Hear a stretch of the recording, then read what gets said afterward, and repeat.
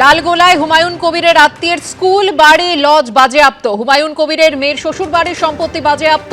10,73,75,000 সম্পত্তি বাজেয়াপ্তের নির্দেশ। এনডিপিএস মামলায় অভিযুক্ত হুমায়ুন কবিরের মেয়ের শ্বশুর ও তাঁর ভাই। লালগোলা সহ 17টি জায়গায় হুমায়ুন কবিরের মেয়ের শ্বশুরের সম্পত্তি বাজেয়াপ্ত করার নির্দেশ।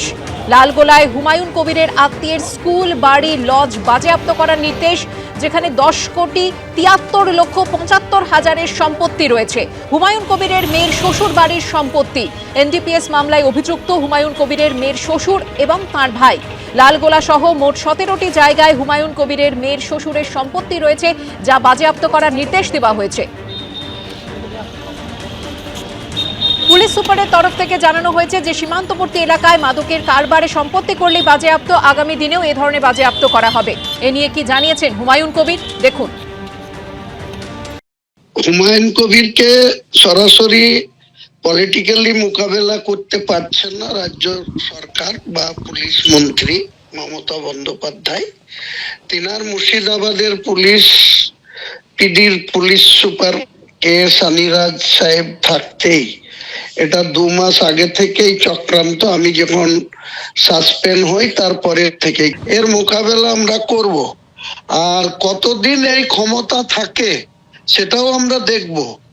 মুসলিম সমাজকে এটা আমি আরো বেশি করে বলবো যে আজকে মমতা ব্যানার্জি মুসলমানদের কি চোখে দেখে, কতটা প্রতিহিংসা পরায়ণ, এবং সরাসরি হুমায়ুন কবিরকে না পেয়ে মুর্শিদাবাদের পুলিশ পিডির পুলিশ এটা করতে দিন। হুমায়ুন কবিরের ভাবমূর্তি নষ্ট করার জন্য বা হুমায়ুন কবিরের আত্মীয় স্বজনকে দুর্বল করার জন্য, তাদেরকে ভয় দেখানোর জন্য, তাদের সম্পত্তি ক্রুক করার যে চেষ্টা সেটা হোক। আইন আছে ভারতবর্ষের, জুডিশিয়াল আছে, জুডিশিয়ালের প্রতি আমাদের পূর্ণ আস্থা আছে। আগামী দিনে এসবের যোগ্য জবাব মমতা ব্যানার্জির পুলিশও পাবে, মমতা ব্যানার্জিও পাবে। লালগোলায় সাসপেন্ডেড তৃণমূল নেতা তথা জনতা উন্নয়ন পার্টির চেয়ারম্যান হুমায়ুন কবিরের আত্মীয়ের মোট 17টি জায়গায় 10 কোটিরও বেশি টাকার সম্পত্তি বাজেয়াপ্তের নির্দেশ দেওয়া হয়েছে। এনডিপিএস মামলায় অভিযুক্ত হুমায়ুন কবিরের মেয়ের শ্বশুর এবং তার ভাই। লালগোলা সহ 17টি জায়গায় হুমায়ুন কবিরের মেয়ের শ্বশুরের সম্পত্তি বাজেয়াপ্ত করার নির্দেশ দেওয়া হয়েছে। আর এই ঘটনায় হুমায়ুন কবিরের মতোই তার মেয়েও অভিযোগ করছেন রাজনৈতিক উদ্দেশ্যেই এই কাজ করা হয়েছে।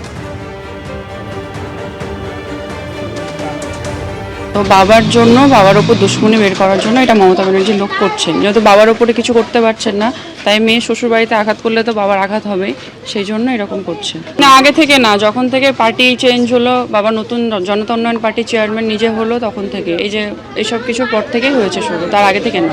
হঠাৎ করে একেবারেই রাজনৈতিক প্রতিহিংসা, আর কিছু নয়। কারণ নর্মাল যদি হতো তাহলে হেডলাইনটা জাস্ট আমার শ্বশুর মশাইয়ের হতো, হুমায়ুন কবিরের মেয়ের শ্বশুর বাড়ি হতো না হেডলাইনটা। তাহলে সেটা আমার শ্বশুর মশাইয়ের নাম দিয়ে হতো, সেটা হুমায়ুন কবিরের নাম দিয়ে হেডলাইন দিয়ে হতো না কখনো যে হুমায়ুন কবিরের মেয়ের শ্বশুরের এটা হচ্ছে, ওটা হচ্ছে, জামাইয়ের এটা হচ্ছে। তাহলে নর্মালি যার প্রবলেম তাকে দিয়ে সলভ করানোর চেষ্টা করা হতো।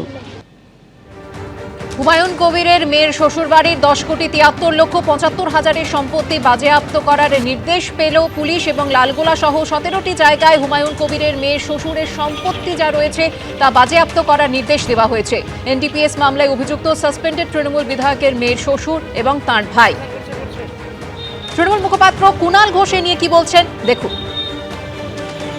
মামলা তো পুরনো মামলা তো গতকাল তৈরি হয়নি, তদন্ত তো গতকাল থেকে হয়নি, বা এই গত কদিনের হুমায়ুন কবির বিদ্রোহ করার পর কিছু তো হয়নি। হুমায়ুন কবির বিজেপির বি টিমের দায়িত্ব নেওয়ার পর থেকে তো হয়নি ব্যাপারটা। হুমায়ুন কবির যে মামলায় তিনি ওটা বলুন যে এই আদালত যখন বলেছে তখন আদালতে আপনাদের আইনজীবীরা কি করছিলেন? আদালত তো সব দিক দুপক্ষকে বিচার করে নোটিশটা দিয়েছেন বা অনুমতিটা দিয়েছেন। ওই বিজেপির কথা শুনে নাটুকে বিদ্রোহ ঘুরিয়ে বিজেপিকে সাহায্য করা, বিজেপির 19 সালের লোকসভার প্রার্থী নরেন্দ্র মোদী জিন্দাবাদ, হুমায়ুন কবির, ফলে এর সঙ্গে প্রতিহিংসার কোনো সম্পর্কই নেই, এটা পুরনো মামলা। এবিপি আনন্দ এগিয়ে থাকে, এগিয়ে রাখে।